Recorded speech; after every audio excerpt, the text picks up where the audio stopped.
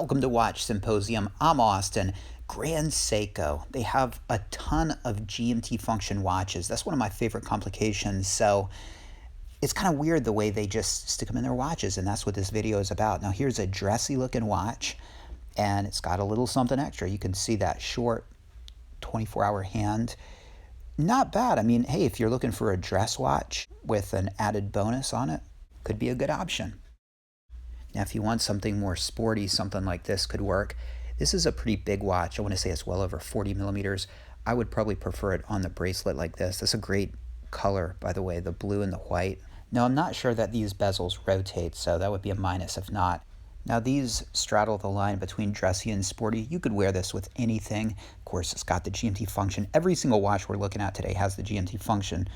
The 24-hour hand extends far out. I always think the 24-hour hand should be the biggest, the longest hand, and the 24-hour scale is on the periphery. Really a nice layout, and the same could be said of this. It's got the bigger, sort of unique, longer 24-hour hand. The first watch we looked at with the stubbier 24-hour hand and the track on the interior, not a fan of that. This would be the way I would go if I wanted one of those dressy GMT function watches. Nice long 24-hour hand, scale on the rehaut. This is one of those all-around watches. Now, this is a spring drive as opposed to the high beat. Now, I would go for the high beat just because I think that's special, but hey, the spring drive is too. These are spring drives. I've got mixed feelings about the power reserve indicator on the dial, but aesthetically, I mean, this is the sporty look that I like. Good size. The bezel doesn't rotate, so this is kind of like a ceramic bezeled Explorer 2 with a spring drive and Grand Seiko on the dial. I prefer the one with the red accents, but all different types. The one on the right has, gold on the dial. And then you've got a much more complicated Bizuan with pretty much every kind of complication you'd need. A couple sporty GMT quartz. Now, I mentioned the Explorer 2 earlier. What about that one on the right? That's pretty Explorer 2 looking. And interesting radial dial here.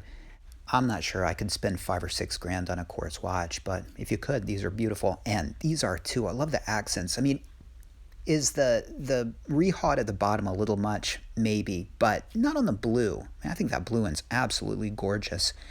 And again, we're back to Explorer 2, well, influenced watches. The one on the left, you can't find an Explorer 2 with a blue dial, so there you go. You get the red accents, blue dial. These two were my favorite of the day. These seem to be the most affordable, $3,200 USD. Now, of course, for some people, it might be a little bit too derivative of the Explorer 2, but if you're looking for, the bargain buy with the GMT function and, a wear everywhere watch, it could be the one.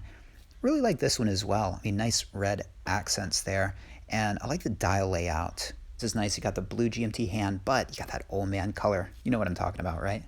We're not done with our GMTs. Now, these are limited edition, and they correspond with the seasons. One for each season. And the one on the right, I'm pretty sure, to be honest, I can't quite remember, but I think this was autumn, all right? It's not completely obvious. I mean, it's not like, the previous one with autumn colors, but pretty sure this is autumn. Again, 24-hour hand right there, and spring drive movement. If I'm not mistaken, this is summer. It could be winter because that looks kind of icy, but it's a interesting dial, sort of sparkly, and again, 24-hour hands on all of these. Here is spring. This is probably my least favorite, but green like spring. And then to the left, you've got winter, and it's got kind of an icy dial, and there you go. So these are pretty much in Japan only, and not really a fan of any of them, but of all of them, perhaps autumn or summer with that sparkly dial. Let me know what you would choose.